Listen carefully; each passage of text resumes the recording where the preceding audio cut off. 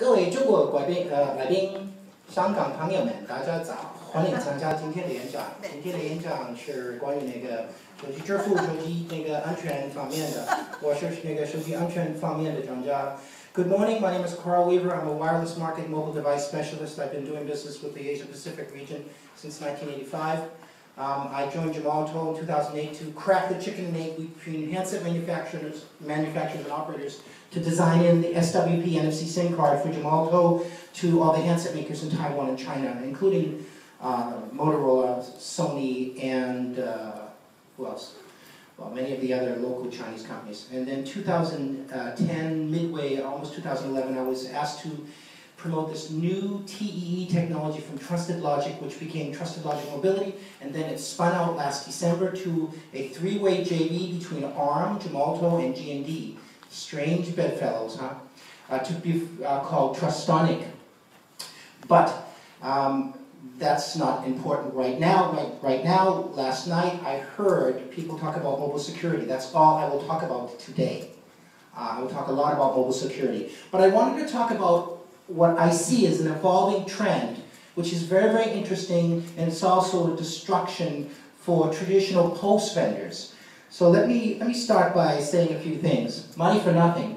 SIM-centric NFC payments. Now, this would almost be heresy for me to be talking about a situation where there are no SIM cards down the road, because we're the largest SIM card manufacturer on the planet. But I believe that the future will be very, very clear that the secure element goes into the SIM card. The SIM card is removable. It is becoming basically movable in many, many different areas. It's going all over the place. Micro SD, embedded SE. This TE technology I talked to you about in the afternoon, actually, well, you can put the secure element there as well. And what do we also have? We have a situation where we have cloud-based solutions. I'll give you my opinion about cloud-based solutions based on my knowledge of the mobile device space. So first of all, let's look at the situation. MNOs are really, really in trouble. Any MNOs here? Where's my friend from China Mobile? MNOs are in trouble because OTT vendors are really strong. You could call Google an OTT vendor. You might call Apple an OTT vendor. But for sure, what we see is them taking control over the ecosystem, taking control away from the operators. Apple can control their destiny, and some other companies are going to control their destiny as well. NFC payment solutions, here's the thing, everybody wants a cut. Everybody wants a cut of mobile payment, especially for NFC. It can't happen that way because there's no profit left, all right? We see handset OEMs looking at non-removable EUCC. My friend Ben, he's doing that. Also, we're looking at cloud-based secure elements, and not even a physical, kind of a virtual secure element. We're looking at bank card issuers encouraging this. So what are we looking at? We're looking at banks having a tough time to deal with MNOs, saying, well, why don't I directly deal with the handset vendors? You MNOs, be very, very, very careful, because when handset vendors can deal with banks, that means they bypass you completely. If handset OEMs start working with third-party payment vendors like 支付宝, Tanxun, these Tencent, Alipay, Lakala 方面, okay? These vendors have power in China, okay? And the government knows that. The government's very, very well aware of that. Alipay is a very interesting, creative organization, or Alibaba in general. All right, no betting on a single horse. Not betting on a single horse. Handset OEMs are becoming ambitious, aggressive, and direct competitors for mobile payment with mobile operators. You may not agree with me, but this is what I see because I'm dealing with operators, handset manufacturers, silicon chip vendors, post manufacturers, everybody under the sun. Samsung, Apple, RIM. They have power and financial strength. RIM has their own TSM now. Gemalto, well, we're pretty much the leader for TSM, I think. We have one in Singapore, Korea, Japan, France, United States for ISIS, etc., etc. TSMs are very, very important. You can't have a mobile payment network set up without a TSM. That's it. You can't.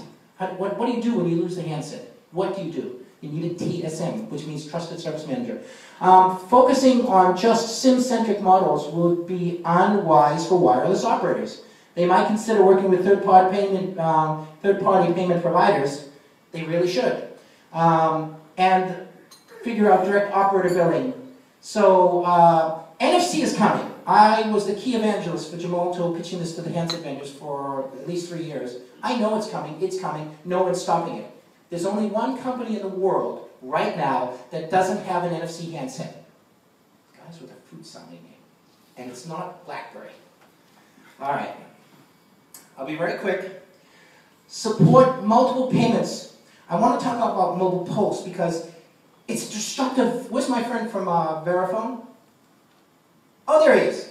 We'll talk later. Samsung has an emerging strategy to enable multi-payment applications on its NFC phones. They're using embedded. Ben, are they working with you? Oh, you can't say. No okay. comments. However, NFC adoption is still slow in China, 6%. Usage compared with remote payment schemes of 80%. So what is it? It's still magstrip. It's very unsafe when you put a square-like device, when you put the square device on your smartphone and make a mobile payment, my goodness, there's no security there. What do you think, Dan? No security? Zero. Zero. The guy from Square, this guy's a good sales guy. But 18 months down the road, unless they come up with a better encryption scheme for what they're doing, lights out. The emergence of mobile POS has provided a way for third-party payment providers and handset OEMs to take control from MNOs in China, and now they need a TSM partner. That's it. You need a TSM partner. Whether it's remote or contactless, you need a TSM partner. China doesn't allow such things, unfortunately, but China Mobile has their own TSM, so does China UnionPay. China Unicom will probably have their own TSM. I've been looking at the handset smartphone ecosystem for approximately 10 years. I got my first look at an Apple phone in 2002 in Hong Kong's factory before people even knew what their strategy was. Apple is a very, very smart company, and you never know what they're doing until they tell you. But we look at the situation with all these POS-like devices. It seems obvious that they're morphing and continuously morphing. Well, why? Because they all use a mobile apps processor chip. It's basically a cell phone without the voice connectivity. Now, this is what I see happening. Mobile POS, golden key for handset. Here's what I see. China UnionPay is a very, very aggressive organization, and they're being, of course, it's one of what we call state-owned enterprise, right? China Mobile, these are all state-owned enterprises. Chinese government is supporting these organizations. China UnionPay wants to go global. They are going to use the handset OEMs to do that. What do you think, Ben? Oh, no comment. Okay. What I see is NFC coming, but being very, very slow right now, because NFC, for most of the world, means no functional clue. I'm sorry. I'm an evangelist for NFC, but that's a fact. So what do we have in its place? We have a mobile POS device that goes on because people want to make payments. They want to do it remotely. They want to do it contactlessly. So if you look at the vision of the future, we have to have a mobile device that allows 3 types of connectivity, or 3 types of payment connectivity. Swiping with magstrip, if you can, inserting a smart card into a card reader, and the third, which is what? Possibly NFC in a removable device. Somebody said about 2G smartphones. In your market in the Philippines, absolutely. 2G smartphones don't have NFC. There are a lot of 2G smartphones that would like to be able to utilize NFC in order to make the mobile payment. Look for NFC SIM, NFC chip vendors to put NFC inside of these removable Dukachi in order to provide 3 different ways to make mobile payment. You must provide as many ways to make the payment as you can. This is what I believe is going to evolve and is evolving. That's why there are hundreds of companies doing mobile payment, adding this kind of Square-like device, like a Square generic device, all over the world. In China, Lakala is very successful with this. Guess what though? We have a problem, Houston. We have a big problem. Here's the problem. Security. Here's the problem, security. Maybe my friends from Vodafone have figured out that problem. But, for sure, the key traditional post vendors will come up with a mobile post solution. They will, because they recognize that the traditional post is metamorphosizing itself. Not going away, but they need to add a mobile solution because this kind of thing is becoming more prevalent. So that's basically my view of what I see going on with mobile posts. In the afternoon, I will talk more about the security behind the problem with mobile posts right now. Everything's solvable. Everything is solvable. But right now, I see that you banks, you M&Os, you chip vendors, you need to provide the end user customer with all the possible payment solutions on their mobile device that you can. That's it. That's basically it. Okay, hope you like that.